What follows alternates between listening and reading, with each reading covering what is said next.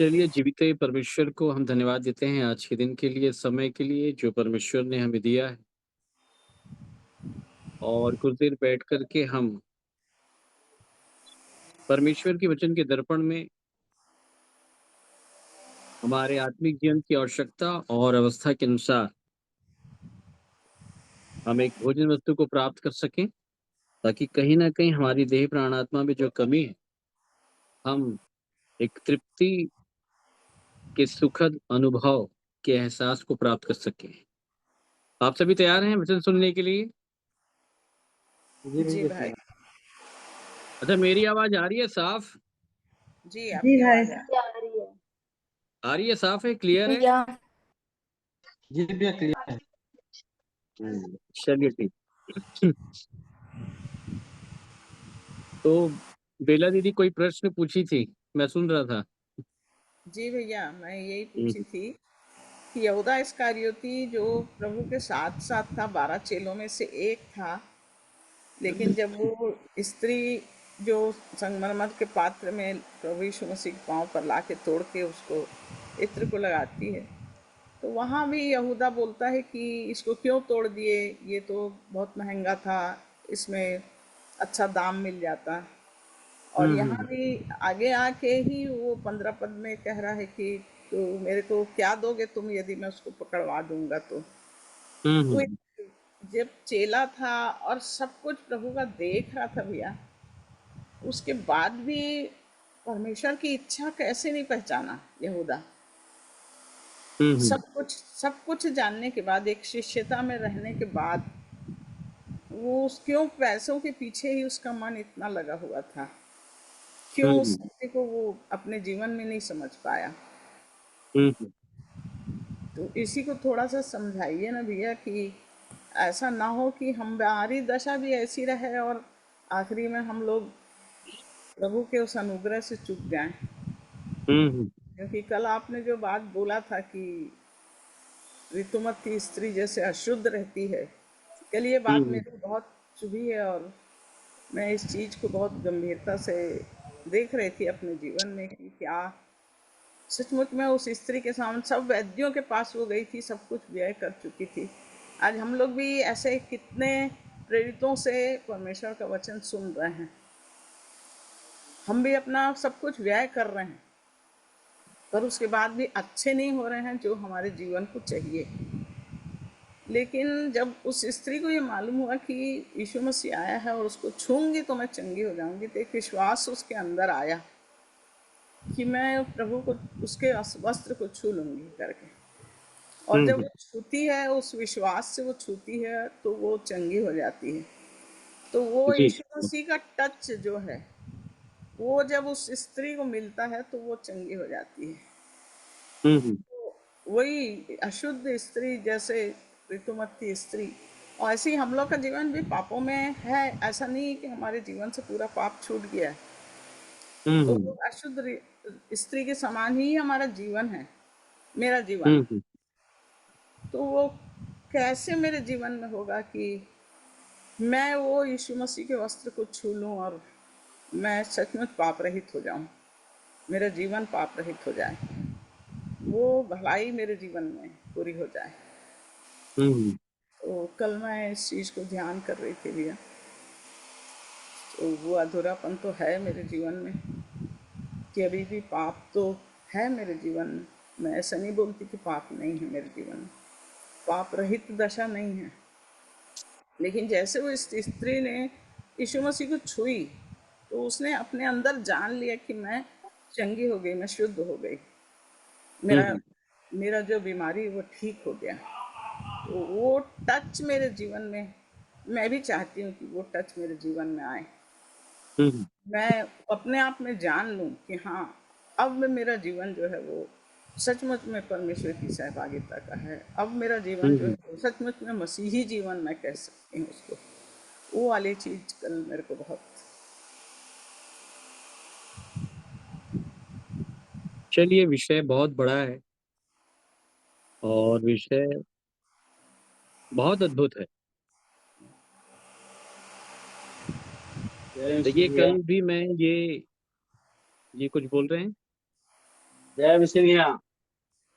जय मसीह की। देखिए, कल भी मैं ये एक विषय बता रहा था, तो एक सारांश हमारे सामने एकदम साफ होना चाहिए।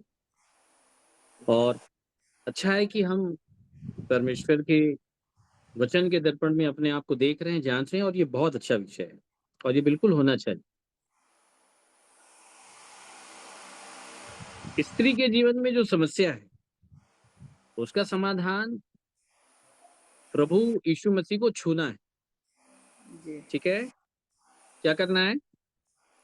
यीशु मसीह को छूना है। प्रभु यीशु मसीह को छूना है। और अगर प्रभु यीशु मसीह को छू लिए,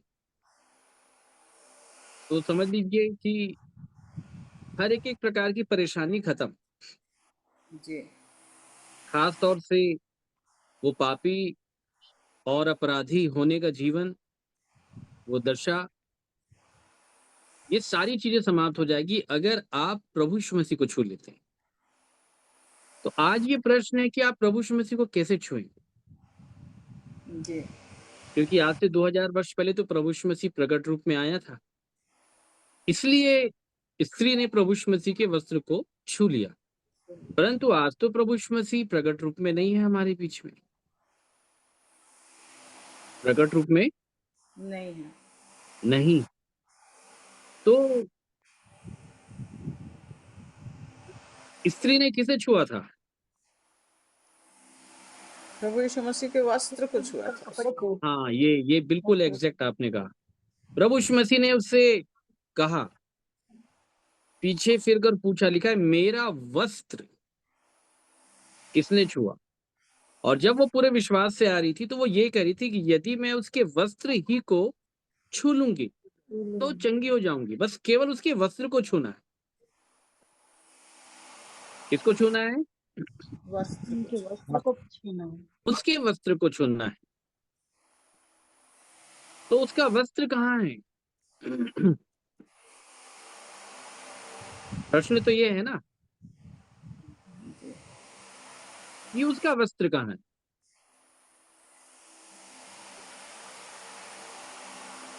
उसका वस्त्र अगर दिखेगा तो आज उसको छुआ जा सकता है। और छूने के बाद जैसे स्त्री ने चंगाई को प्राप्त किया, उस चंगाई को भी लिया जा सकता है। बट प्रश्न ये है कि उसका वस्त्र कहाँ है? कहाँ मिलेगा उसका वस्त्र? कल मैं यही विषय बता रहा था जो कल आप लोगों ने सुना, कि अगर जड़ पवित्र है तो डालियां भी पवित्र है। और डालियों का काम यह है कि जड़ को पवित्र ठहराए।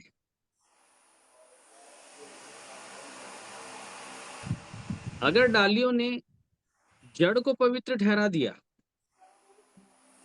जाड़ियों ने डालियों ने अगर जड़ को पवित्र अगर ठहरा दिया, तो ये बात पक्की है कि परमेश्वर का प्रगटीकरण हो जाएगा और हम भी आप पवित्र ठहरेंगे। परंतु अगर हमने जड़ को पवित्र नहीं ठहराया, विषय तो यही है, तो पौलुस ने एक विषय साफ कहा, यदि भेंट का पहला पेड़ा, बोलिए कौन सा पेड़ा? पहला पेड़ा। हाँ, भेंट का पहला पेड़ा अगर पवित्र होगा, तो गूथा हुआ आटा भी पवित्र होगा। सीधी सी बात। इसका मतलब ये बात साफ है कि अगर पहला पेड़ा पवित्र नहीं हो रहा है, तो गूथा हुआ आटा कभी पवित्र नहीं हो सकता। बात आ रही समझ में? जी, और इसलिए डालियां अगर पवित्र नहीं ठहरेंगी, तो जड़ को भी पवित्र नहीं ठहराया जा सकता। तो पहले किसका पवित्र ठहरना जरूरी है? भेंट के पहले पेड़े का। बोलिए किस कौन से पेड़े का? भेंट के पहले पेड़। हाँ, पहले पेड़े का। ठीक है। और इसलिए इन बातों को हमको जानना और समझना बहुत जरूरी है। क्या हमारे पास भेंट का पहला पेड़ा है? है बोलिए, कहाँ का पेड़ा? भेंट का पहला पेड़, पहला पेड़ भेंट का पहला पेड़ा। का पहला पेड़। भेंट का पहला पेड़ा अगर पवित्र है तो गुथा हुआ आटा भी पवित्र हो जाएगा। ठीक है, करेक्ट है। जी तो भेंट का पहला पेड़ा कहाँ से निकलता है? तने से। डाली से, हम्म, डाली से। पहला पेड़ा कहाँ से निकलेगा? पहला पेड़ा गूथे हुए आटे से निकलेगा। अच्छा, गूथे कहाँ से निकलेगा? गूथे हुए आटे से। हुए आटे गूथे से। हुए आटा गूथने के बाद वो जो पहला लौंदा जो लिया जाता है, बात समझ रहे हैं ना? हम्म, आटा गूथने के बाद जब उसको तोड़ के जब उसमें से छोटा सा जो लुइया जो बनाते हैं, चाहे रोटी के लिए या पेड़ा बनाने के लिए, ठीक है, तो वो पहला पेड़ा, वो पहला लौंदा कहाँ से लिया जाता है? वो उसी गूंदे हुए आटे से लिया जाता है। बात आप लोग समझ रहे हैं? जी। मतलब इन बातों में दृष्टांत क्या है?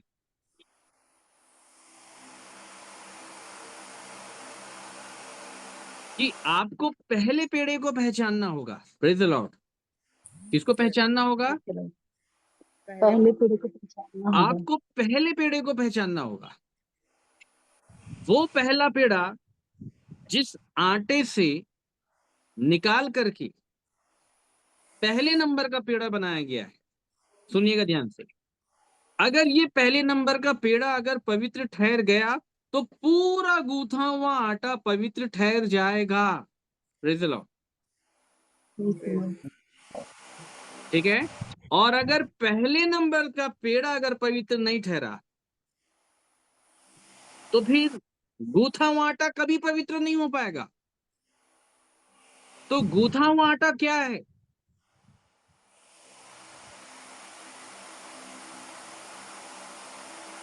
बाइबल में गूथा हुआ आटा किसको बताया गया है?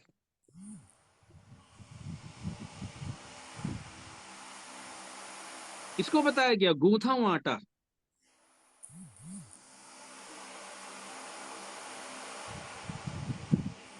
बताइए। विश्वासियों का समूह भैया। अब विश्वासी तो सभी लोग हैं लेकिन सभी को थोड़ी गूथा हुआ आटा बोल देंगे। समूह नहीं नहीं, समूह बोलने से भी नहीं होगा। कलीसिया। चलिए हमारे साथ एक वचन निकालिएगा, पहला कुरिन्थियों 5।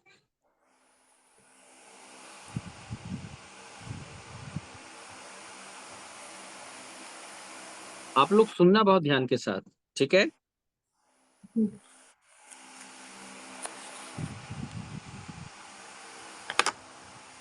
5 का 6 से पढ़िएगा। बेला दीदी बहुत ध्यान के साथ सुनिएगा, ये बिल्कुल सॉल्यूशन है। इनको, इन बातों को अगर हम समझ गए ना तो आप जान लेंगे फॉल्ट कहाँ है और अब हमको क्या करना है। चलिए 5 का 6 से पढ़िए।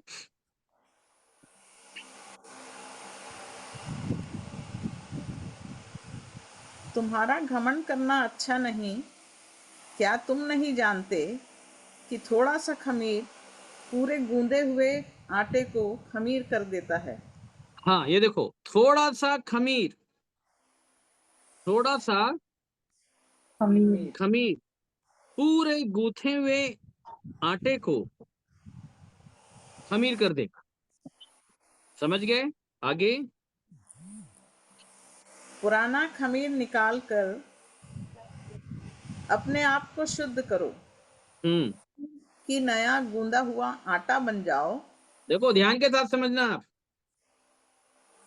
पौलुस क्या बोल रहा है कुरिन्थियों के लोगों को? जो लेटर लिख रहा है ना प्रेरित, वो पहला पेड़ा है। सब देखिएगा, कौन सा पेड़ा है वो? पहला पेड़ा। वो पहला पेड़ा है, ठीक है। और पहला पेड़ा बहुत अच्छे तरीके से इस बात को जानता और समझता है। आप लोग ध्यान के साथ सुनिए, पहला पेड़ा बहुत अच्छे तरीके से इस बात को जानता और समझता है कि ये जो गूथा हुआ आटा था पहले, इसमें एक खमीर आ गया है। क्या गया है खमीर। दीदी, समझ रहे हैं ना? खमीर आ गया। बोलिए क्या आ गया? खमीर। खमीर आएंगे। और ये खमीर कौन सी क्वालिटी का है? पूरे गूंदे हुए आटे को खमीर कर देने की क्वालिटी। नहीं, बिल्कुल ठीक बात है, लेकिन ये खमीर की क्वालिटी क्या है? पुराना खमीर। पुराना है। हाँ, बोलिए खमीर क्या है? पुराना है। नया नहीं है। ये बात समझ में आ रही है ना? जी। कुरिन्थियों की कलीसिया को नया गूथा हुआ आटा बनाया गया था, परंतु कुरिन्थियों की कलीसिया के लोगों के अंदर शैतान ने इस तरीके से काम किया कि उस नए गूंदे हुए आटे में उसने पुराना खमीर मिला दिया। पुराना खमीर मिलाने में वो कामयाब हो गया था। यदि समझ रहे हैं आप? जी भैया। और आज ये बात खुले रूप में मैं बोल देता हूं कि जो पुरानी कलीसिया थी ना, जी। उसमें यही काम हो गया है। उस खमीर का निकलना बहुत जरूरी है, बहुत जरूरी है। और ये खमीर तोड़ देता है, बांट देता है, विभाजित कर देता है और लोगों को अलग अलग विचारधाराओं में बांट देता है। जी। इसको खुला रखिएगा। मेरे साथ एक वचन पढ़िएगा, मत्ती रचित सुसमाचार, उसका 13वां अध्याय।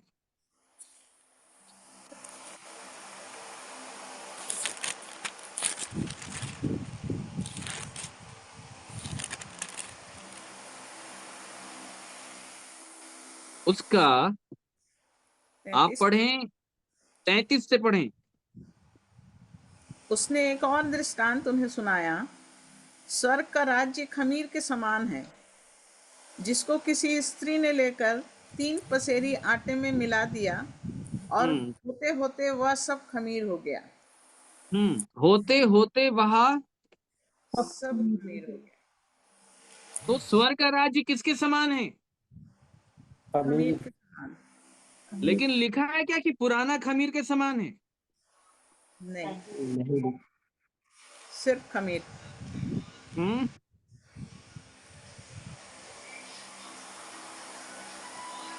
खमीर के समान है लिखा है, बस बोलिए किसके समान है?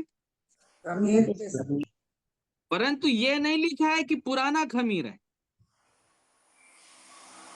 ठीक है? जी। बात समझ रहे हैं मेरे प्रियो आप लोग? जी। ठीक है, पुराना खमीर नहीं है, वो नया खमीर है। बोलिए कैसा खमीर है? नया। नया खमीर।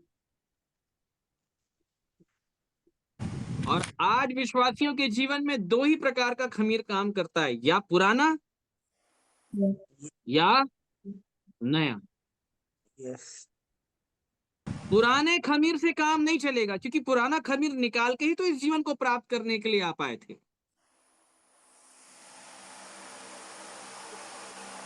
और ये मैं आपको बताना चाहता हूं कि कलीसिया का इतिहास यही रहा है।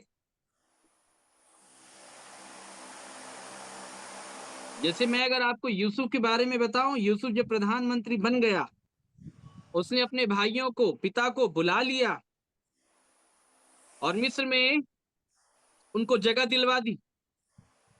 और लिखा है कि इजराइल की संतान फूलने फलने लग गए। तब वहां पे जो नया फिरौन आया, उसने ये देखा कि ये लोग हमसे संख्या में बहुत ज्यादा बढ़ गए हैं। तो लिखा है, बड़ी बुद्धिमानी के साथ, चालाकी के साथ उनसे बर्ताव किया और उनके जीवन को ईंट के गारे और नाना प्रकार के दुखों से भर दिया। उसने खमीर से भरा। बोलिए किससे भरा? खमीर खमीर। से भरा। खमीर से भरा। बड़े ध्यान के साथ समझिएगा। बोलिए किससे भरा? खमीर से। खमीर से, याद रखिएगा। लेकिन फिर परमेश्वर ने प्रबंध किया। बड़े ध्यान के साथ सुनिएगा। परमेश्वर ने मूसा को भेजा। मूसा को क्यों भेजा था? भेजने का रीजन क्या था, क्या कारण था? इसराइलियों को वहां से निकालने के लिए। उनकी निकालने के, और लोहारी रीजन क्या था? उनको छुड़ाना। कारण क्या था परमेश्वर का नीचे उतरने का और मूसा को भेजना?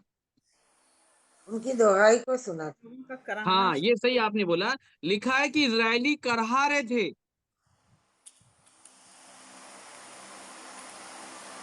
बोलिए क्या कर रहे थे? करा रहे थे। उनके ऊपर करहा आया। रहे थे।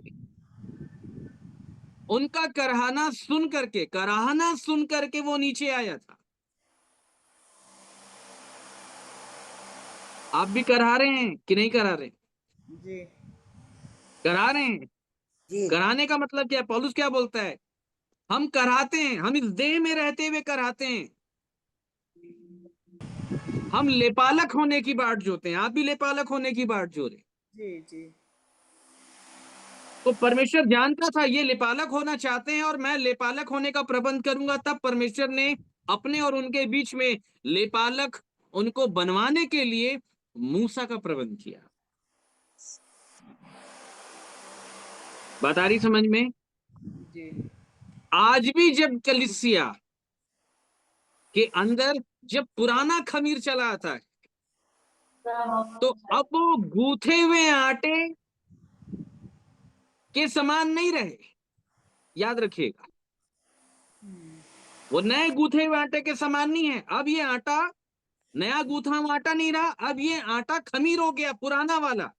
और परमेश्वर ने खमीर को पवित्र करने के लिए नहीं बोला है, उसने ये कहा है कि अगर पवित्र होना है तो तुमको गूथे हुए आटे की योग्यता को प्राप्त करना पड़ेगा। और इसलिए भेंट का पहला पेड़ा जो उस समय और आज भी भेंट का पहला पेड़ा कलीसिया के लिए जो प्रेरित था पौलुस, वो पहला पेड़ा उनको बोल रहा है कि तुम अपने आप को ठीक करो, तुम फिर से गूथे हुए आटे की क्वालिटी में आओ, क्योंकि मैं गूथे हुए आटे की क्वालिटी से निकाला गया प्रेरित हूं। और जो लोग गूथे हुए आटे की क्वालिटी में होंगे उन्हीं को पवित्र किया जाएगा, बाकी दूसरे लोगों को नहीं।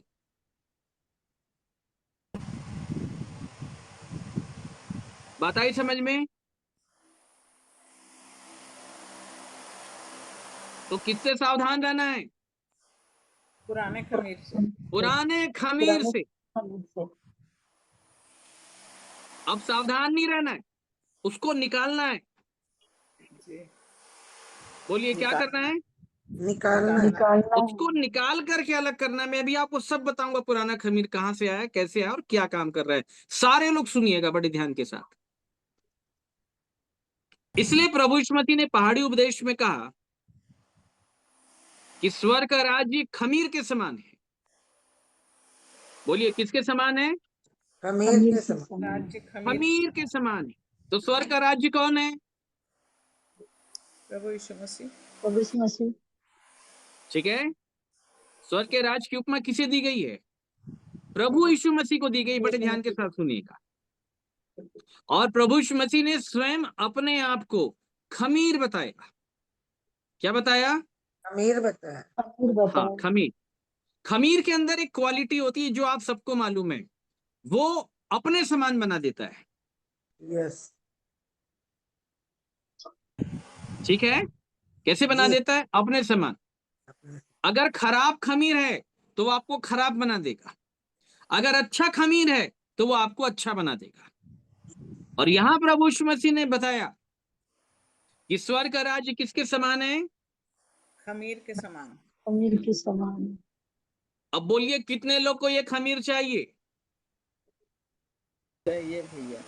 आपको बोलते हुए हमको आज हमारे दर्शन में एक बात परमेश्वर ने और दिखा दी। अभी बड़ी बात, अभी तुरंत खमीर चाहिए। जी चलिए। भैया। चलिए बताइए कैसे लेंगे खमीर? ग्रहण कर। हाँ, वचन को ग्रहण कर। नहीं। पुराना खमीर निकाल के उस अपने खमीर आप में को जोड़ शुद्ध के कर। पहला अच्छा विषय मैं खमीर। बता देता हूँ, खमीर किसके पास है, सुन लो बड़े ध्यान के साथ। ठीक है दीदी, पढ़िएगा 33, उसने मत्ती एक 13 का और 33 सुनिएगा। उसने एक और दृष्टांत उन्हें सुनाया। स्वर्ग का राज्य खमीर के समान है जिसको किसी स्त्री ने लेकर 3 पसेरी आटे में मिला दिया और होते होते वह सब खमीर हो गया। बस रुक जाओ। फिर से ये लेना। खमीर किसके पास है? किसी के पास है। स्त्री के पास। स्त्री के पास। पास। बोलिए, खमीर किसके पास है? स्त्री के पास। तो स्त्री के पास जाना पड़ेगा। किसके पास जाना पड़ेगा? जाना पड़ेगा। स्त्री के पास जाना पड़ेगा। स्त्री के पास खमीर है। खमीर स्त्री ही देगी। बोलिए, कौन देगी? स्त्री दे। हाँ, स्त्री। क्योंकि ये बात बहुत ध्यान के साथ सुनना, तब आपको आज बात समझ में आएगी। वो परमेश्वर ने पहले ही उत्पत्ति के अध्याय में ये बता दिया था कि स्त्री का वंश। यस। किसका वंश? स्त्री का वंश। स्त्री का वंश तेरे सिर को क्या करेगा? ये वही स्त्री है जिसके पास वो खमीर है, जिसके द्वारा शैतान को कुचला जा सकता है। यस। जो पौलुस ने बताया, शांति का परमेश्वर शीघ्र तुम्हारे पैर से शैतान को क्या कर देगा? चल दे। कुचलवा देगा। कौन सा परमेश्वर? चंगा करने वाला नहीं। कौन सा परमेश्वर? प्रॉस्पेरिटी देने वाला नहीं। कौन सा परमेश्वर? रोटी कपड़ा मकान वाला नहीं। कौन सा परमेश्वर? शांति का। कौन सा परमेश्वर? शांति का परमेश्वर। शांति का। तो कॉन्सेप्ट ये है कि जैसे उसके साथ दुखों में सहभागी होते हो, वैसे ही शांति में सहभागी होते हो। तो जब उसके साथ दुख उठाओगे तब तुमको शांति मिलेगी, और जब शांति मिलेगी तब वो तुम्हारे लिए शांति का परमेश्वर ठहरेगा। तब उसके बाद तुम्हारे अंदर वो सामर्थ होगी कि तुम्हारे पैर के द्वारा शैतान को कुचलवा देगा। अगर वहां तक आपकी पहुंच नहीं हुई तो कुछ नहीं होने वाला, इसको याद रखिएगा। ठीक है? तो खमीर किसके पास है? स्त्री के पास। कौन है वो स्त्री? प्रभु यीशु मसीह। प्रभु यीशु मसीह। हाँ? प्रभु यीशु मसीह। नहीं, आपको तो बात ही नहीं आई समझ में अभी तक।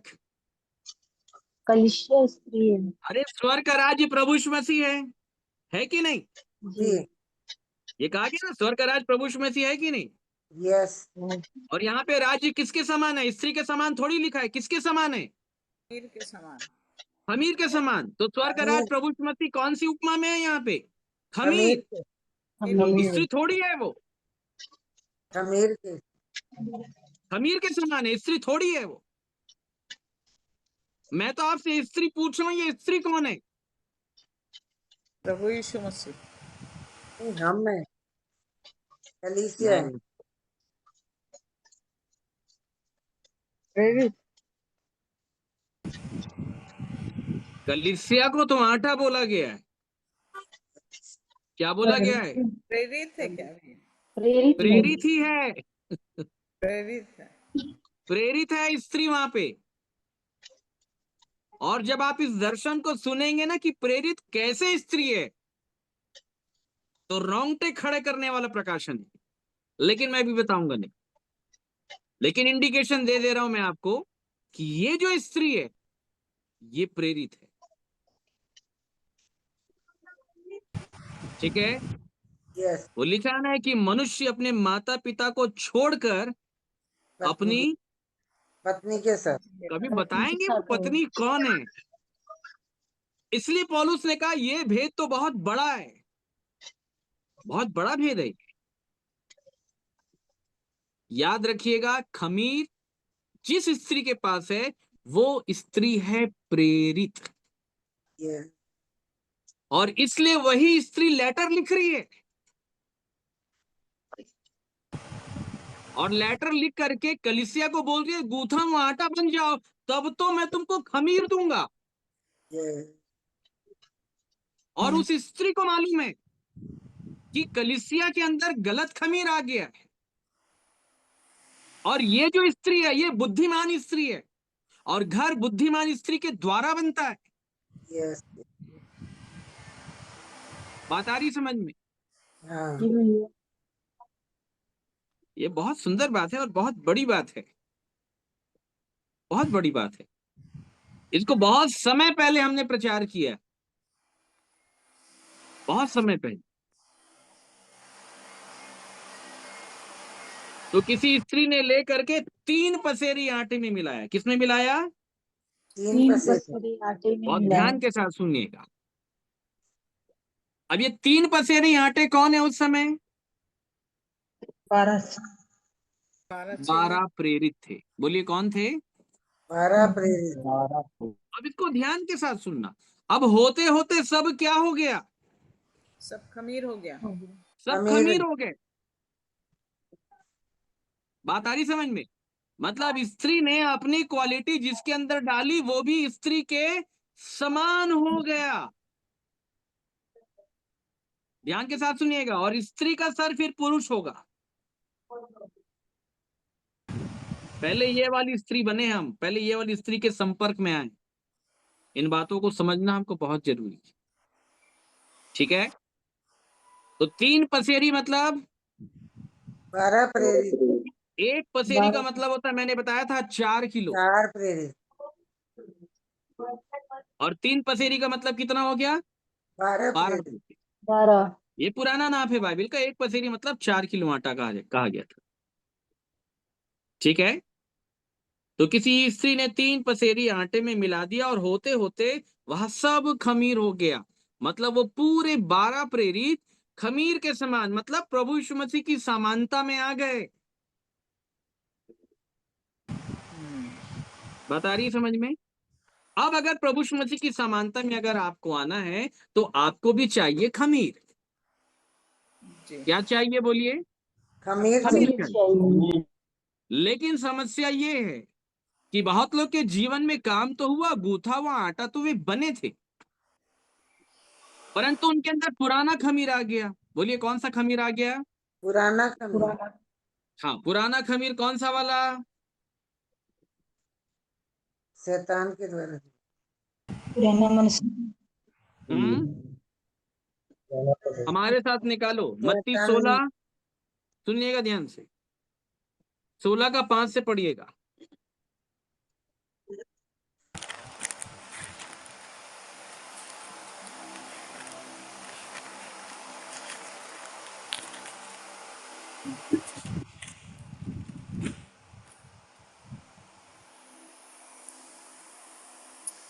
चेले झील के उस पार पहुंचे, पर वे रोटी लेना भूल गए थे। यीशु ने उनसे कहा, देखो, फरीसियों और सदूकियों के खमीर से सावधान रहना। हाँ, इससे सावधान रहना। फरीसियों और फरीसियों सदूकियों और के खमीर से सावधान रहना। फरीसियों और सदुकी। सदूकियों। सुनना बहुत ध्यान के साथ। ठीक है? इनके खमीर से क्या रहना? दूर रहना। सावधान। तो ये सावधान। खमीर बताओ, ये नया वाला है कि पुराना वाला है? पुराना है। पुराना वाला। बात आई ना समझ में? अब यहाँ पे जो 12 प्रेरित हैं जिनको प्रभु यीशु मसीह गूथा हुआ आटा बना रहे हैं, उनको साफ बोला जा रहा है कि पुराने वाले खमीर से सावधान रहना, क्योंकि नया खमीर मैं मिला रहा हूं।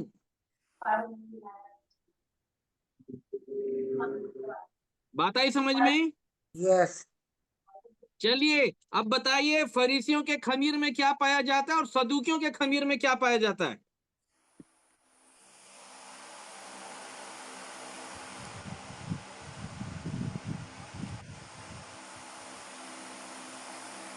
व्यवस्था। व्यवस्था तो जानते हैं, लेकिन उसके अनुसार चलते नहीं।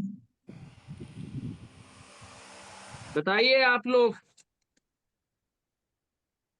बोलते हैं पर करते नहीं।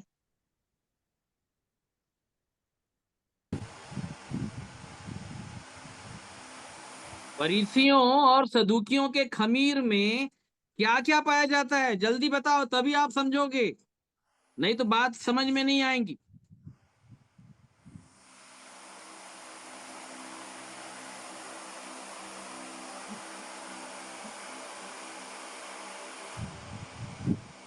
उनकी शिक्षा से सावधान रहना।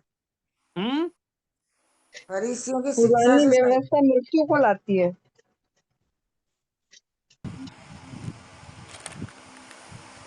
फरीसी जल्दी और बताइए। सदुकी की शिक्षा से सावधान रहे। सदुकी और फरीसियों की शिक्षाएं है भैया, वो कहते तो हैं लेकिन करते नहीं। ठीक है, कहते हैं तो करते नहीं, वो तो ठीक है, बट यहाँ पे बोल रहा है खमीर से सावधान रहना। आखिर उनकी शिक्षा का आधार क्या था? प्रभु यीशु मसीह ने फरीसी को लेकर दृष्टांत दिया था। दो मनुष्य मंदिर में प्रार्थना करने गए, सुनना बहुत ध्यान के साथ, ठीक है। एक चुंगी लेने वाला था और एक फरीसी। फरीसी था। तो फरीसी का कैरेक्टर बताया प्रभु यीशु मसीह ने, सुनना बहुत ध्यान के साथ। वो प्रतिदिन मंदिर जाता है, यानी चर्च जाता है, सुनना ध्यान के साथ, ठीक है। और प्रार्थना उपवास करता करता है, सप्ताह में 2 बार, 4 बार या जितने बार भी। दान प्रार्थना भी देते करता है, उपवास भी करता है, दशमांश भी देता है। उपवास देता है। मतलब समझ रहे हैं, जी ये उनके एक्टिविटीज थी। खुद के ताकत से वे खुद कर्म करते थे। इसको बाइबल में कर्म बताया गया। इसलिए पौलुस ने ये कहा कि इजरायली जो धर्म की व्यवस्था की खोज करते थे, वे उस व्यवस्था तक क्यों नहीं पहुंच पाए?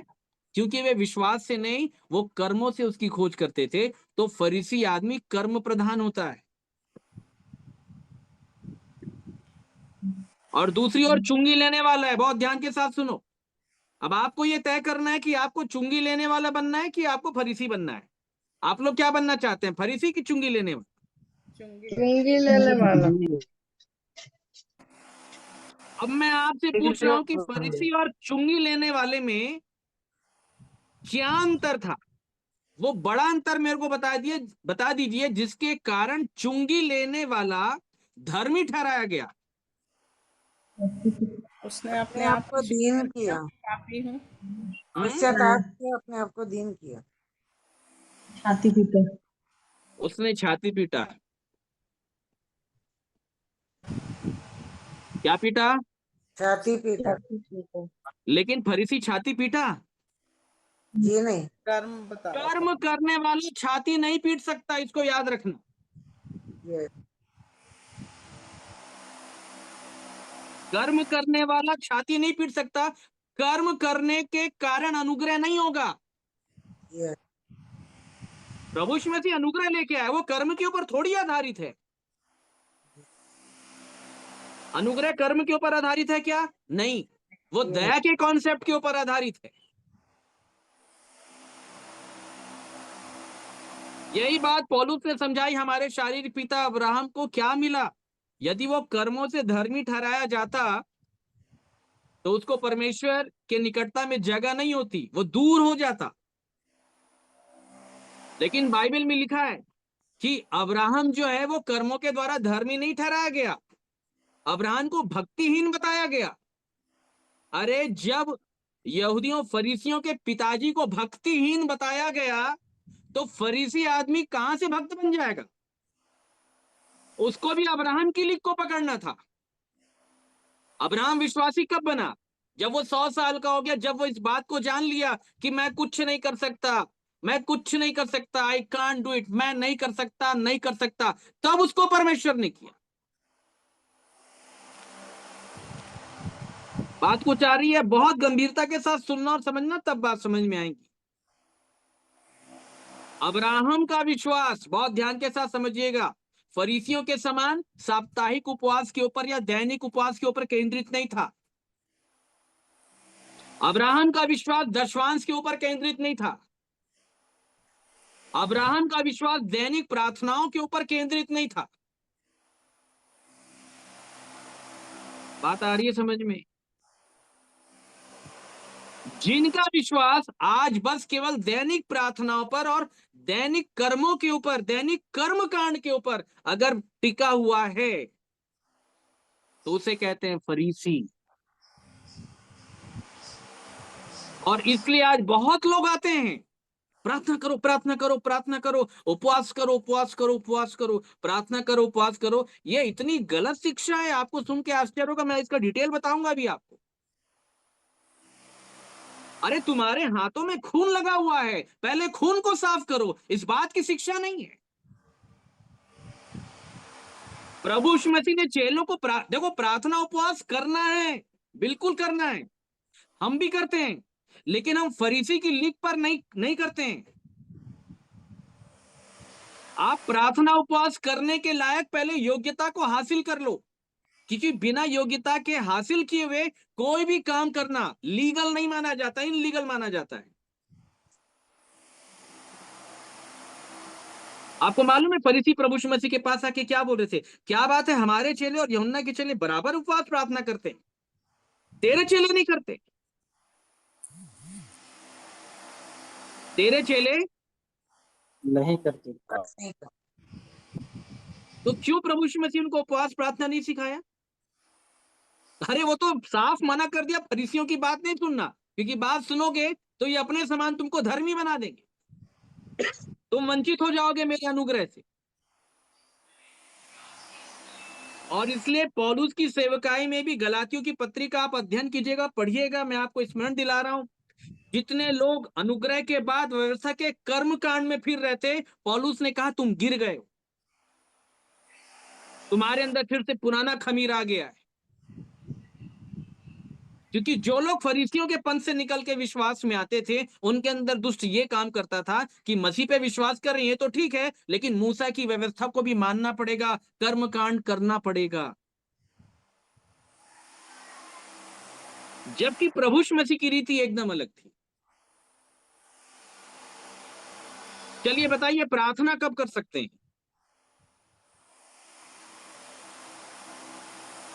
प्रार्थना कब कर सकते हैं? प्रार्थना तो कभी भी कर सकते हैं भैया। कब कब कब एक व्यक्ति के पास प्रार्थना करने की योग्यता कब आती? अपने हाथ का खून उपवास दूर करने कर। की योग्यता कब आती है? बताएं, कब आती? इसको खुला रखिएगा, हमारे साथ निकालें लूका 5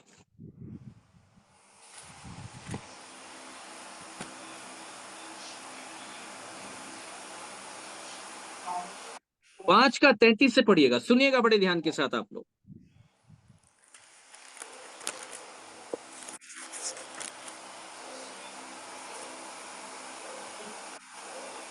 उन्होंने उससे कहा, यूहन्ना के चेले तो बराबर उपवास रखते और प्रार्थना किया करते हैं, और वैसे ही फरीसियों के चेले भी, परंतु तेरे चेले तो खाते पीते हैं। यीशु ने उनसे कहा, क्या तुम बारातियों से जब तक दूल्हा उनके साथ रहे उपवास करवा सकते हो? नहीं, आगे। परंतु वे दिन आएंगे जिनमें दूल्हा उनसे अलग किया जाएगा, तब वे उन दिनों में उपवास करेंगे। उसने एक और दृष्टांत भी उनसे कहा। अब सुनिए बहुत ध्यान के साथ, इस दृष्टांत के द्वारा मैं आपको समझाता हूं कि उपवास प्रार्थना कब किया जाता है। क्या दृष्टांत दिया प्रभु यीशु मसीह ने उपवास और प्रार्थना को समझाने के लिए? आगे।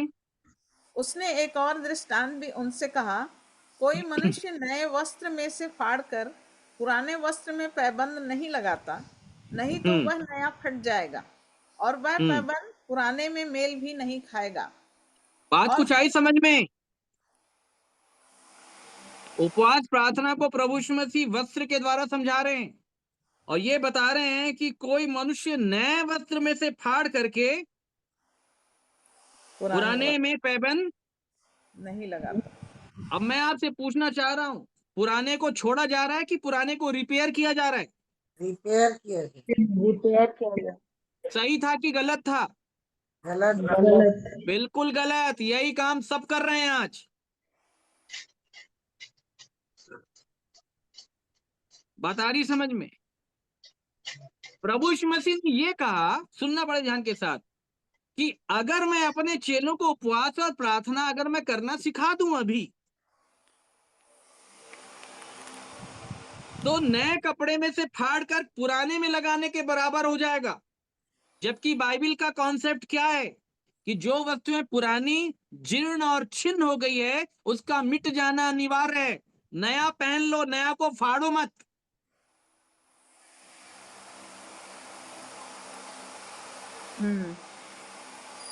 मैं इस जीवन में सेवकाई में आने के बाद जब मैं उपवास प्रार्थना करना चालू किया तो मेरे को परमेश्वर ने जवाब दिया, फरीसी बन गए हो बेटा। और यकीन मानो, नहीं तो हम भी सप्ताह में 1 बार 2 बार 3 बार और ये 40 समझ रहे हैं, लेकिन उससे किसी का जीवन ईवन नहीं बदलता, ना हमारा भी नहीं बदला और आप में से भी नहीं बदला होगा। इसलिए आज तक लहू बहने वाला रोग है। फरीसियों की धार्मिकता उनके प्रार्थना उपवास के कर्म कांड के ऊपर आधारित थी। और प्रभु यीशु मसीह ने साफ बता दिया, ये बहुत बकबक करते रहते हैं, इनको लगता है बहुत बकबक करेंगे तो परमेश्वर सुन लेगा। नहीं सुनता वो ऐसे लोग की कोई प्रार्थना। बात समझ रहे हैं मेरे प्रिय? क्यों नहीं सुनता? क्योंकि साफ बता रहा, ये लोग नए वस्त्र में से फाड़कर पुराने वस्त्र में पैबंद लगा रहे हैं। नया तो फट जाएगा और पुराने से मेल भी नहीं पाएगा। कोई मनुष्य नया दाखरस पुरानी मशकों में नहीं भरता, नया दाखरस नई मशकों में भरा जाता है। नया दाखरस पुरानी मशकों में अगर मैं भरूंगा तो मशकें क्या हो जाएंगी? फट जाएंगी। बात आ रही है समझ में? मैं क्या बोला? आपके पास वस्त्र चाहिए ना, जो स्त्री ने प्रभु यीशु मसीह का वस्त्र छुआ था, उसने प्रभु यीशु मसीह के वस्त्र को फाड़ा थोड़ी ना था, उसने छुआ था। और उसी वस्त्र को हमको पहनना है जिसके पहनने से हम नंगे ना पाए जाएं। उस कपड़े को क्यों फाड़ रहे हो? अपनी धार्मिकता के कारण। और बहुत ध्यान के साथ सुनिएगा, अब ऐसा जीवन जो है वो व्यवस्था के कर्म कांड के ऊपर आधारित होता है। सुनना ध्यान के साथ। और जो लोग व्यवस्था के कर्म कांड के ऊपर आधारित हो गए तो बाइबल ये बताती है कि व्यवस्था के द्वारा उनके ऊपर पाप की प्रभुता बनी रहेगी, पाप होता रहेगा। अरे पुराने तंबू को गिराना था, तुम उसका मेंटेनेंस कर रहे हो, तुम उसकी रिपेयरिंग कर रहे हो। प्रभु यीशु मसीह तो उसको गिराने के लिए आए हैं। तुम गिराओ अपना पुराना तंबू, क्योंकि जब तक ये तंबू खड़ा है महापवित्र स्थान का मार्ग प्रकट नहीं होगा, तुम नहीं जा पाओगे वहां। और जितने लोग पुराने तंबू की अधीनता में रह के कर्म कांड में फंस के आराधना कर रहे हैं, सब अपने व्यक्तिगत जीवन को देख लीजिएगा, सबके जीवन के ऊपर पाप की प्रभुता होगी। कहीं ना कहीं झूठ होगा, कहीं ना कहीं छल होगा, कहीं ना कहीं मन में कपट होगा, ईर्ष्या होगा, बैरता होगी, व्यभिचार होगा, कहीं ना कहीं लालच होगा। अपने मन के अंदर देखिएगा। तुम्हारा बाहरी मनुष्य तो लोगों को बोले ठीक लगता होगा, इस आधार पे न्याय नहीं होगा। मैं यहोवा मन की खोजता हूं, मन की जांचता हूं। लेकिन फरीसी ये कर्म कांड करके अपने आप को बाहर से क्या दिखाते? अपने आप को धर्मी करते। बात समझ रहे हैं मेरे? तो ऐसे वाले खमीर से सावधान रहना, क्योंकि प्रभु यीशु मसीह प्रार्थना उपवास उन्हीं को करना सिखाएगा, याद रखिएगा, जो लोग कपड़ा बदल करके नया पहनना चाह रहे हैं। और इसलिए प्रभु यीशु मसीह समय से पहले चेलों को प्रार्थना उपवास करना नहीं सिखाए। पढ़ लीजिएगा, उन्होंने 5000 लोगों को खाना खिलाया और खाना खिलाने के बाद चेलों को बोल दिया कि तुम मेरे से पहले कफरनहूम जाने के लिए झील में नाव में बैठ के निकल जाओ। लिखा है कि वो उनको विदा करने के बाद अकेला प्रार्थना करने के लिए पहाड़ के ऊपर चला गया। उनको साथ लेके क्यों नहीं गया? क्योंकि बाइबल में प्रार्थना का कॉन्सेप्ट क्या है? प्रार्थना करने वाला कौन है? यदि हम उसकी इच्छा के अनुसार प्रार्थना करेंगे तो वो सुनेगा। और अभी चेलों के जीवन में इतना बाढ़ नहीं हुआ था कि वे परमेश्वर की इच्छा को जान पाते, इसलिए प्रभु यीशु मसीह उनको अपने साथ नहीं रखता था कि मैं पिता से प्रार्थना करूंगा कुछ और ये कहेंगे कुछ। और यही हुआ ना, जब प्रभु यीशु मसीह पतरस याकूब यूहन्ना को पहाड़ के ऊपर लेके गए, प्रार्थना कर रहा था, वहां भी पतरस ने गलत बात की कि नहीं? जी। क्योंकि पतरस वहां तक बढ़ा नहीं था। लेकिन उसके बाद जब उनकी पहुंच वहां तक हो गई तो उनकी प्रार्थनाओं ने विश्व को हिलाया। Praise the Lord. हाँ, आप भी वैसे हो जाए, पहले खमीर निकालें। अपनी धार्मिकता में फंसे रहेंगे, कुछ नहीं होगा, नथिंग, कुछ नहीं होने वाला, कुछ भी नहीं होने वाला। तो फरीसियों की ये धार्मिकता थी, ठीक है। इस शिक्षा से सावधान रहना, हमारे यहाँ ये शिक्षा नहीं है, वरन हम ऐसी शिक्षाओं से निकलें।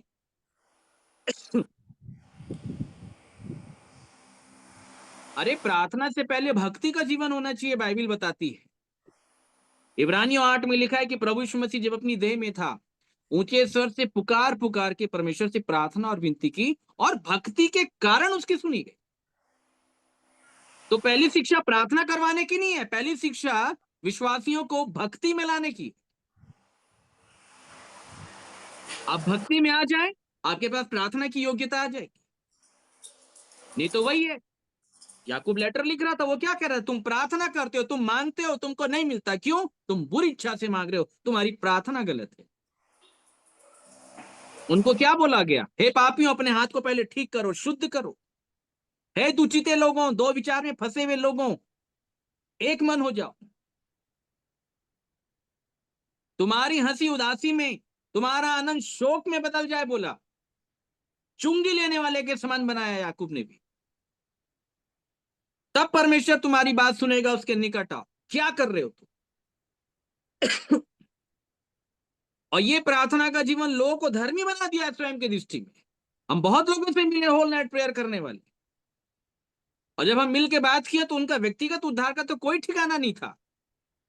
लेकिन जब हम उनसे बात कर रहे हैं तो उनके अंदर मन में क्या पीड़ा चल रही है? बोले मुझे लोगों को बचाना, मैंने खुद तो बच जाओ पहले।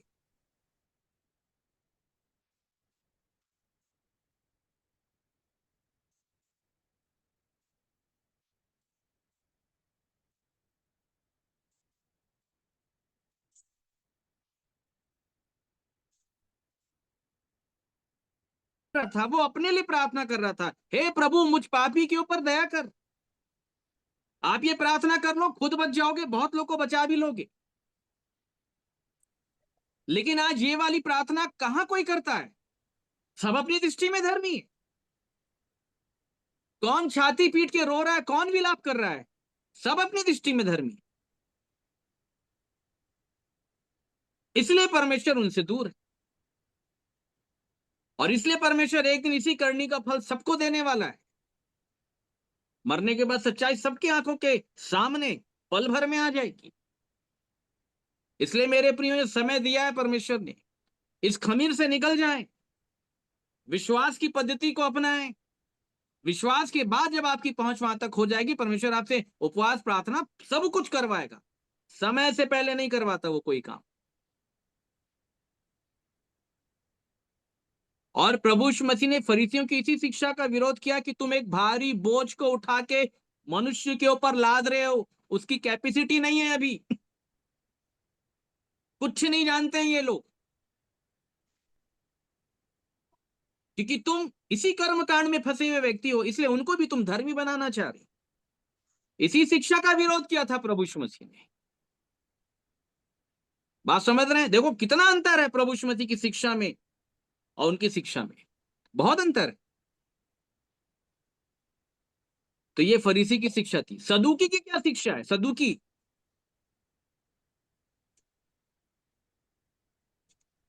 बताइए। वो पुनरुत्थान को नहीं मानते। सदूकी क्या कहते थे? पुनरुत्थान को नहीं मानते थे। हैं? मानते थे कि नहीं मानते थे? नहीं मानते। नहीं मानते थे। क्या बोलते थे तो? मरे हुओं का जी उठना वो नहीं मानते। हाँ, मरे हुओं का जी उठना नहीं मानते। है ही नहीं। सदूकी यही कहते थे ना, है ही नहीं जी। कि मरे हुओं का जी उठना, है ही नहीं। यही कहते थे वो। आप में से कितने लोग मानते हैं कि मरे हुए जी उठते हैं? जी उठेंगे। आप में से कितने लोग मानते हैं?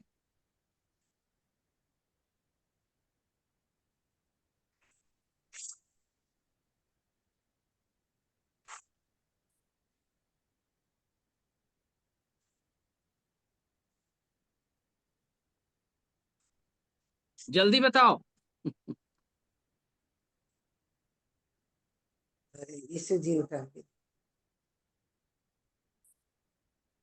आप में से सब लोग मानते हैं जी मानते हैं। कि सदुकी तो नहीं है हम लोग?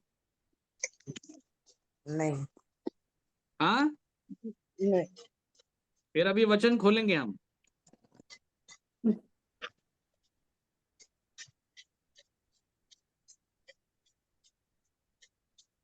चलिए मेरे साथ एक वचन निकालिएगा।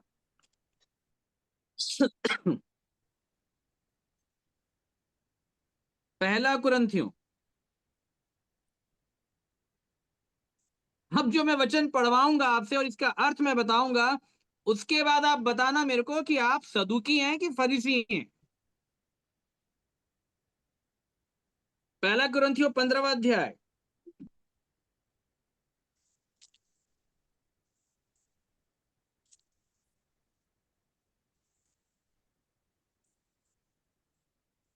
पंद्रह का 12 से पढ़िएगा।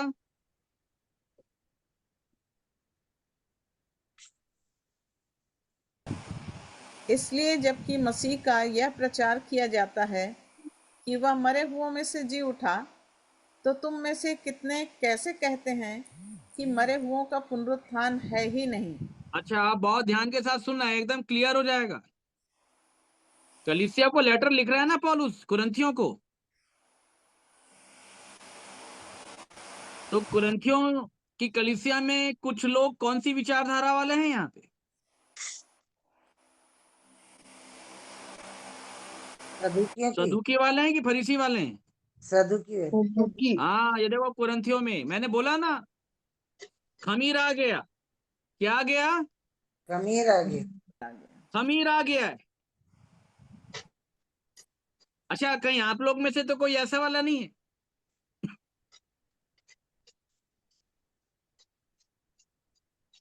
हाँ,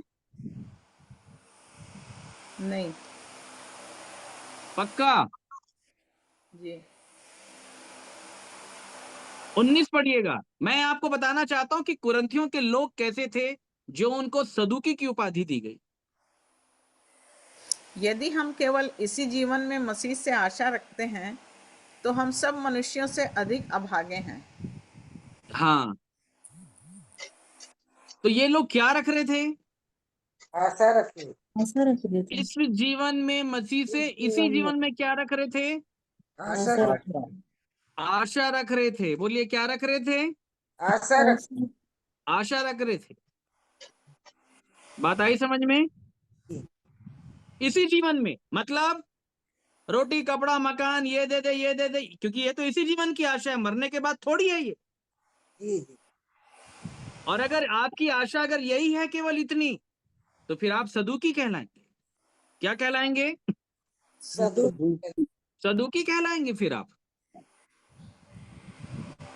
बात आ रही समझ में? जी। पौलुस ने क्या कहा? 32 पढ़िए। यदि मैं मनुष्य की रीति पर इफिसुस में वन पशुओं से लड़ा तो मुझे क्या लाभ हुआ। यदि मुर्दे जिलाए नहीं जाएंगे तो आओ खाएं पिएं, क्योंकि कल तो मर ही जाएंगे। बहुत ध्यान के साथ सुनिएगा। आओ खाएं पिएं क्योंकि कल तो मर ही जाएंगे। ये कौन बोलता है? सदुकी बोलता है कि नहीं बोलता है? जी। कौन लोग ऐसा बोल रहे थे, आओ खाएं पिएं क्योंकि कल तो मरना ही है? सदुकी। क्या आपको याद नहीं कि वो इजरायली जो मिस्र से निकले थे वे भी यही बोल रहे थे? वे भी। इसलिए रास्ते में नाचने गाने और खेलने कूदने उठे, क्योंकि उनको यह लग रहा था आओ खाएं पिएं क्योंकि कल तो मरना ही है। सदुकी कौन है? जो आज आत्मिक जीवन से ज्यादा पृथ्वी के ऊपर पाए जाने वाले रोटी कपड़ा और मकान को मानता है, जी हाँ। शारीरिक बातों को मानता है, शारीरिक उपलब्धियों को मानता है। घर चाहिए, गाड़ी चाहिए, ये होना चाहिए, वो होना चाहिए, ये दे दे वो दे दे। इसी जीवन में केवल मसीह से आशा है। ऐसे व्यक्ति को सदुकी कहा गया है, क्योंकि ऐसा व्यक्ति कहीं ना कहीं मर के जी उठने के कॉन्सेप्ट को नहीं मानता है। इसलिए पौलुस ने कुरिन्थियों के लोगों से क्या कहा था? पहला कुरिन्थियों 10 निकालें, 10 का 6।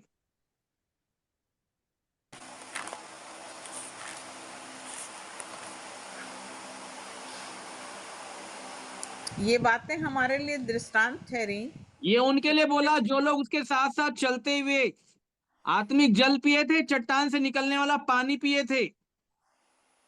अब पौलुस आगे लिख रहा है, ये बातें हमारे लिए दृष्टांत ठहरी कि जैसे उन्होंने लालच किया वैसे ही हम बुरी वस्तुओं का लालच ना करें। अगर आप संसार की वस्तुओं का लालच करते हैं, इट मीन्स आप फरीसी हैं या सदुकी हैं, और तब आप अपने कर्मों से ये बता रहे हैं कि पुनरुत्थान नहीं है। आपके कर्म ये बता रहे हैं, क्योंकि अगर पुनरुत्थान है तो पुनरुत्थान तो स्वर्ग के लिए है, लेकिन तुम्हारा ध्यान तो पृथ्वी की वस्तुओं पे है, तो तुम सदुकी हो। बात आ रही समझ में? वो जो बाइबल में लिखा है ना कि अंत के दिन में बहुत सारे ऐसे भविष्यवक्ता आएंगे, तुम उनके फलों से पहचान लोगे। तो प्रभु यीशु मसीह ने बताया कौन से फल? तो बोले झाड़ियों से कोई अंगूर नहीं तोड़ता। तो प्रभु यीशु मसीह ने उन भविष्यवक्ताओं को झाड़ियां बताया। क्या बताया? और ये मैं आपको बता देता हूं कि आज पूरे विश्व के ऊपर और भारत देश में खास तौर से पंजाब, खुल के मैं बता रहा हूं आपको, झाड़ियों वाले भविष्यवक्ता हैं। छत्तीसगढ़ में भी नाना प्रकार के भविष्यवक्ता पैदा हो गए, सब झाड़ी वाले हैं, हम तो देख रहे हैं। इनकी शिक्षा झाड़ियों की है। किसकी है? झाड़ियों झाड़ी क्या है? प्रभु यीशु मसीह ने बताया बीज बोने वाले दृष्टांत में, अन्य वस्तुओं का लोभ जब समा जाता है, झाड़ियां बढ़कर दबा देती है। और दबाने इनकी शिक्षाओं में अन्य वस्तुओं का लोभ ज्यादा है। तुमको क्या चाहिए? आइए हमारे पास, हम तुमको देंगे। तुम्हें नौकरी चाहिए, तुमको गाड़ी चाहिए, तुमको प्रॉस्पेरिटी चाहिए, तुमको जो भी चाहिए हम तुम्हारे लिए प्रार्थना कर देते हैं। तुमको व्यापार में वृद्धि चाहिए, आओ मैं प्रार्थना कर देता हूं। तुमको नौकरी नहीं मिल रही है, आओ मैं तुम्हारी नौकरी के लिए प्रार्थना कर देता हूं। तुमको तुम्हारे काम में लाभ नहीं हो रहा, हानि हो रही है, आओ मैं प्रार्थना कर देता हूं। तुमको नहीं लगता ये निर्मल बाबा जैसे हैं? जी जी वो भी तो यही काम कर रहे हैं। और ये उनकी सारी बातें प्रभु यीशु मसीह की शिक्षा के विरोध में है, क्योंकि प्रभु यीशु मसीह ने इन सारी बातों को एक ही बात में समेट करके कहा था, पहला काम तुम उसके राज्य या उसके धर्म की खोज करना, तो ये सब वस्तुएं भी तुम्हें मिल जाएंगी। यस लेकिन आज कौन इन बातों की खोज करा रहा है? लेकिन शॉर्टकट सबको अच्छा लगता है, ये झाड़ी वाले भविष्यवक्ता है। और प्रभु यीशु मसीह ने बताया कि इन भविष्यवक्ताओं की अधीनता में जाओगे ना, तो तुम्हारे जीवन में अंगूर कभी नहीं आएंगे, क्योंकि तुम झाड़ी में फंस गए। और झाड़ियों का अंत क्या है? जलाया जाना है। मेरे प्रियो, निकल लो वहां से। इसलिए प्रभु यीशु मसीह ने कहा कि जो लोग आग में जलाए जाने के लिए, डाले जाने के लिए तैयार हो रहे हैं, उन्हें झपट कर निकाल लो, उन्हें झाड़ियों के बीच से निकाल लो। बात समझ रहे हैं मेरे? फरीसी फंस गए, कर्म कांड में फंस गए, कर्म कांड में। और सदुकी रोटी, कपड़ा, मकान और शारीरिक हो गए। और ये सदुकी फरीसी कहीं से नहीं निकलते। वही आत्मिक जो कलीसिया थी वो शारीरिक बन गई। जिनका जन्म आत्मा की रीति में करके आरंभ हुआ था, वो शरीर की रीति पे आ गए। इसलिए लहू बहता रहे। इसलिए प्रभु यीशु मसीह ने कहा, ये खमीर निकालो, निकालो। ये कहां से आ गया? तुम कौन सी शिक्षाओं में फंस गए? तुम कहां झाड़ियों के बीच चले गए? तुम्हारा कर्ता तुमको बुलाता है, आवाज देता है, तुम कहां चले गए? तुम लौट आओ मेरे पास। तुम बिना चरवाहे के भटक रहे हो। तुम जिनको चरवाहे समझ रहे हो, वो तुम्हारे चरवाहे थोड़ी ना है। वो तुम्हारे चरवाहे होते तो तुम्हारी जो आवश्यकता थी वो उसी समय तुम्हें दे दी जाती। तुम्हारे घाव में पट्टी को बांध दिया गया होता, तुम्हारे बहते लहू को साफ कर दिया गया होता। तुम्हें सराय तक पहुंचाना चाहता है। इसलिए समय है मेरे प्रियो, इन बातों को समझ लें,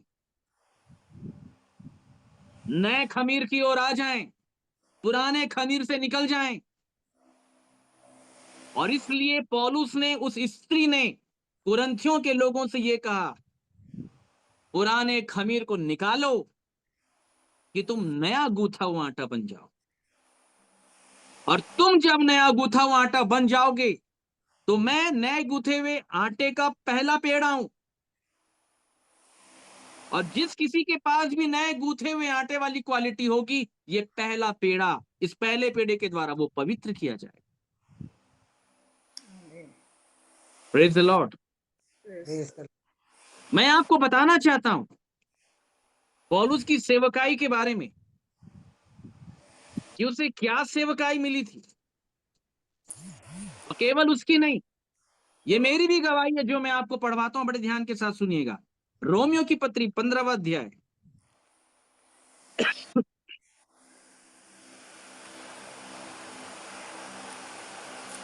15 से पढ़िएगा।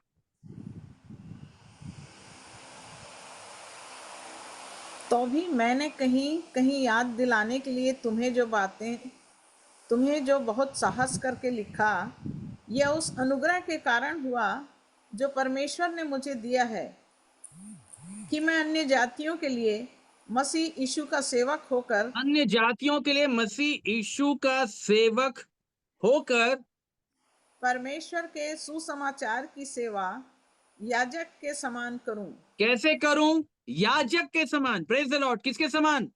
याजक याजक के- और याजक का क्या काम होता था? चढ़ावा चढ़ाना। जी, क्या चढ़ाना? चढ़ावा चढ़ा। चढ़ावा चढ़ाना।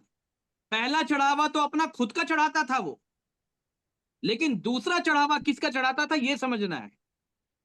बोला मैं सुसमाचार की सेवा याजक के समान करूं। आगे, जिससे अन्य जातियों का मानो चढ़ाया जाना अब ये जो अन्य जाति जो विश्वास में आ गए हैं, इनको नया गूथा हुआ आटा बोल रहा है।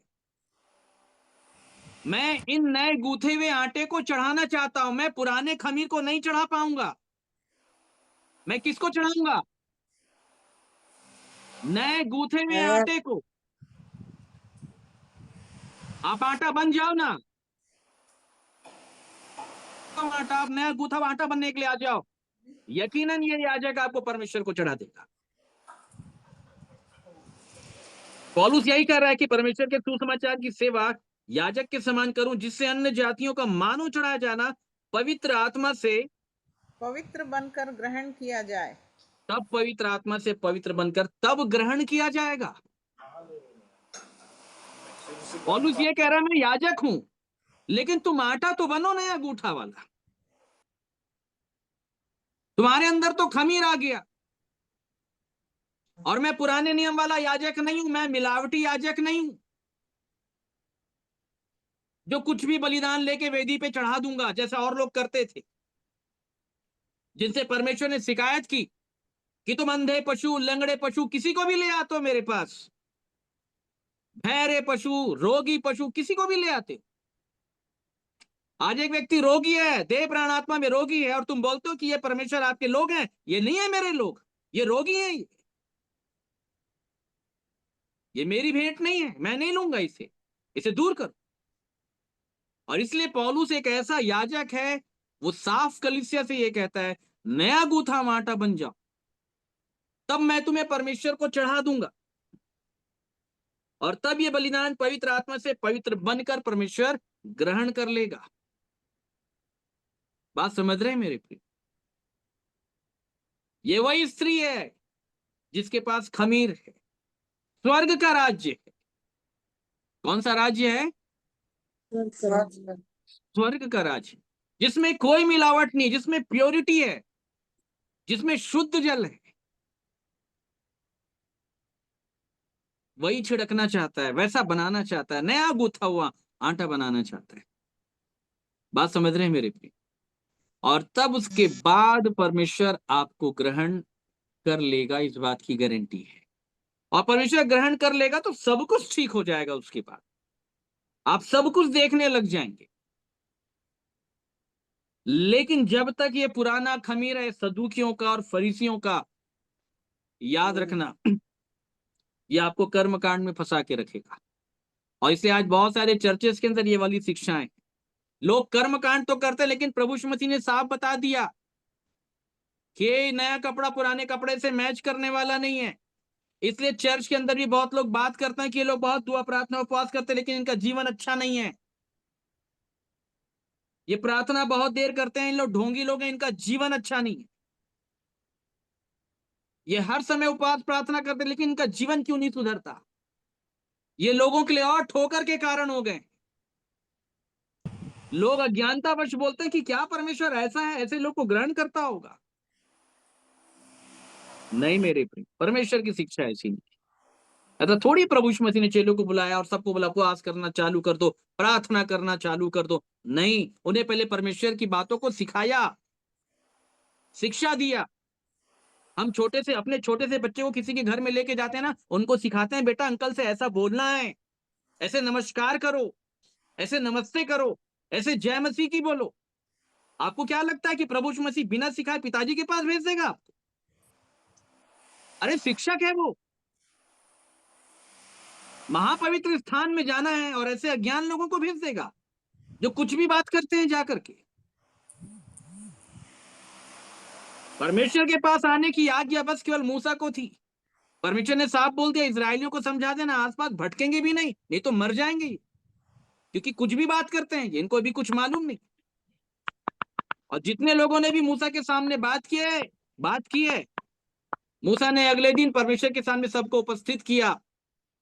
कितने लोग विपत्ति में आए, कितने लोग मारे गए, मरियम का क्या हाल हुआ। और इसलिए परमेश्वर बोलता है कि इन सब बातों को छोड़ो, और मैं तुमसे ये चाहता हूं कि मेरी प्रजा मेरा पहले ज्ञान रखे। इसलिए प्रभु यीशु मसीह ने यहूदियों से कहा, जब तुम सत्य को जानोगे तब सत्य तुमको स्वतंत्र करेगा, और बिना जाने बिना प्रकाशन के तुम करते रहो उपवास प्रार्थना, तुम्हारा उद्धार नहीं होगा। और इसलिए उसने चुंगी लेने वाले को सर्वश्रेष्ठ ठहराया, क्योंकि चुंगी वाला उद्धार के लिए छाती पीट रहा था। मेरा जीवन ठीक नहीं है पिताजी, आप ठीक करो, इसके लिए छाती पीट रहा था। छाती पीटने की परिभाषा है, यह हेजकेल की किताब में लिखा हुआ है, मार खाने के बाद मैं पछताया और सिखाए जाने के बाद मैंने छाती पीटी। यह हेजकेल लिखा। चुंगी लेने वाला व्यक्ति सीख गया था जो प्रभु यीशु मसीह ने कहा था, मुझसे सीखो। यहां भी एक व्यक्ति जो सीख गया, जो आपसे यही कहता है, छाती पीटो। अपने आत्मिक दशा को देख करके, मेरे लिए नहीं, प्रभु यीशु मसीह ने अपने लिए रो।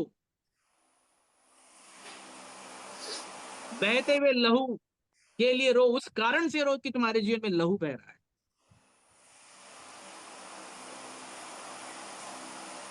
क्या लिखा है अंत के दिनों में? मैं आपको बता देना चाहता हूं चुंगी लेने वाला कौन था। अंत के दिनों में मैं दाऊद के घराने में प्रार्थना सिखाने वाली आत्मा उड़ेगी, और उसके बाद वो ऐसा विलाप करेंगे, ऐसी छाती पीटेंगे जैसे एक लौते के लिए। वो चुंगी लेने वाला जो छाती पीट रहा था ना, वो यही कह रहा था, मेरे पास पुत्र नहीं है प्रभु, क्योंकि पुत्र होता तो जीवन होता, मेरे पास पुत्र नहीं। रोमियो 8 में भी पौलुस यही कह रहा है कि हम करहा रहे हैं, लेपालक होने की बाट जो रहे, हमें पुत्र चाहिए पिताजी। वो आंसू बहाकर रो रो करके सारे काम करता था। इसलिए जो करना चाहता हूं नहीं होता, जो नहीं करना चाहता वही करता हूं। मैं अभागा मनुष्य हूं, मैं छाती पीटता हूं।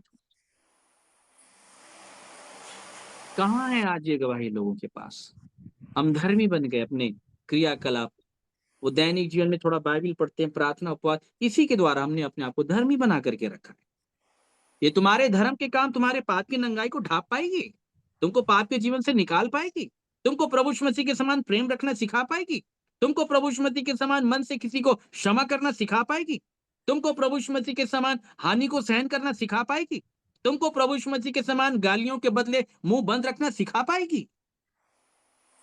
अपने आप को जांचो, अगर जांच के देखोगे तो यही बोलोगे कि किसी ने अगर 2 बोला है तो तुमने भी 4 बोला है।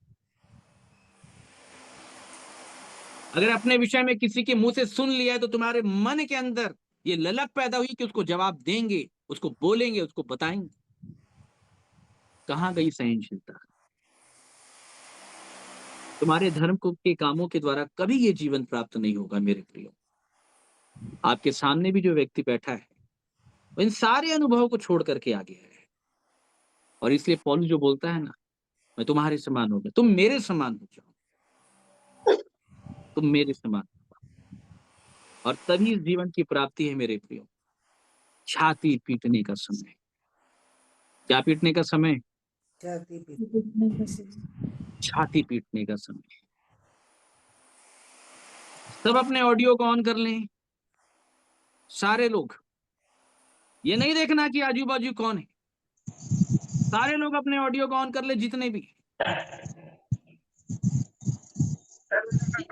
इस समय हम प्रार्थना में जाएंगे,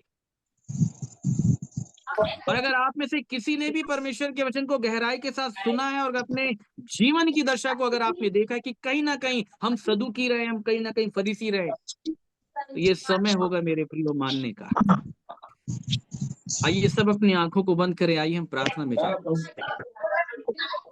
क्या डिस्टरबेंस है कमलेश? वहां बंद कर देना ऑडियो। जी भैया, शोर नहीं करना बेटा।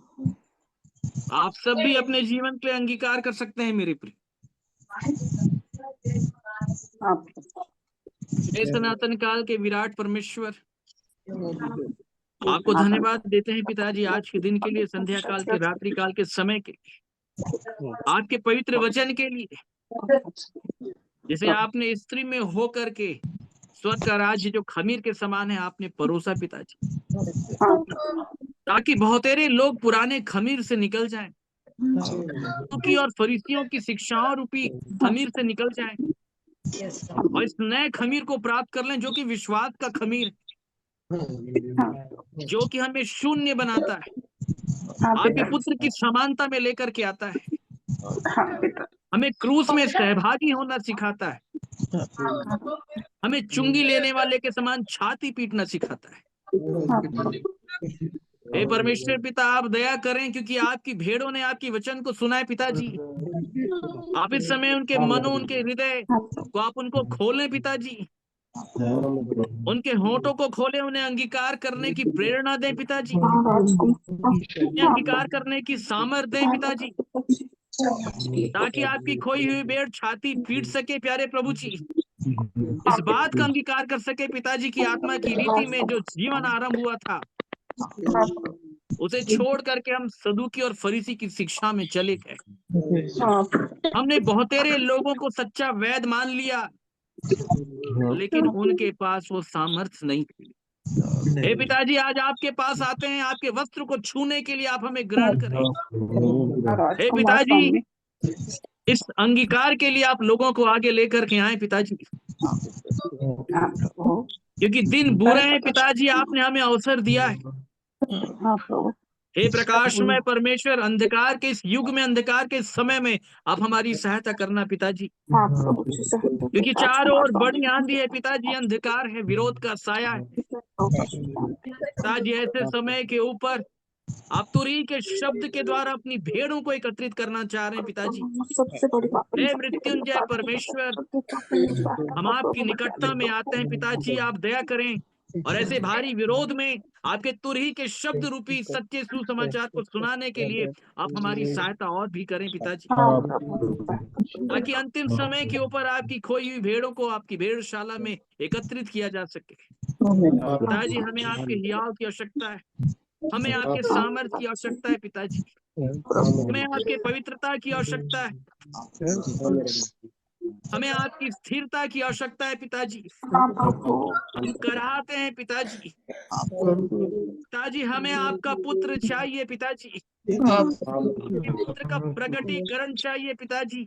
बहुत वर्ष हमने बिता दिए, खराब कर दिए पिताजी, परंतु नहीं, अब हम उठते हैं पिताजी आपकी आत्मा के आह्वान के कारण, आते हैं पिताजी, बचा लो आप हमारी बात को एक मौका सुनना दे दो पिताजी, प्रभु, एक मौका दे दो मेरे आप राजकुमार, हमारे मेरे ऊपर स्वामी दया बचा करें लो प्रभु, बचा लो स्वामी पिताजी। प्रभु प्रत्येक राजकुमार व्यक्तियों को ये प्रभु जी अंगीकार बचा करने के लिए व्यक्तिगत रूप में आप इनकी सहायता करें, हाँ अपने लिए हाँ व्यक्तिगत पिताजी, अंगीकार कर सके, मान सकें। सहायता कर मेरे स्वामी, मेरे बहुत ऐसे राजकुमार, लोगों मेरे के मन को अंतर्यामी, छून सहायता पिताजी, कर। मन को तोड़े, घायल करें, कठोर हृदय टूटने पाए पिताजी, हाँ प्रभु तोड़ दे। ताकि लोग आपके अनुग्रह को प्राप्त कर सके। आमीन आमीन और आमीन। पिताजी सब कुछ आपके हाथ में दे देते, और इस प्रार्थना को हमारे एकमात्र उद्धारकर्ता, हमारे प्राणों के स्वामी प्रभु यीशु मसीह के नाम से मांग लेते हैं, सुनकर के बड़ी दया के साथ पिता के दाहिने स्वर के ऊपर आप कबूल करें। तो आइए मेरे प्रियो, सब एक साथ हाँ एक स्वर एक लय में कहें, आमीन। आमीन आमीन आमीन और आमीन। तो परमेश्वर इस वचन के द्वारा आमीन। सभी लोग को बहुत आमीन। आशीष दे मेरे प्रियो। अब आप में से कोई भी अगर अपनी प्रतिक्रिया रखना चाहते हैं तो आप बारी बारी से अपनी प्रतिक्रिया को रख सकते हैं, आपके पास समय होगा।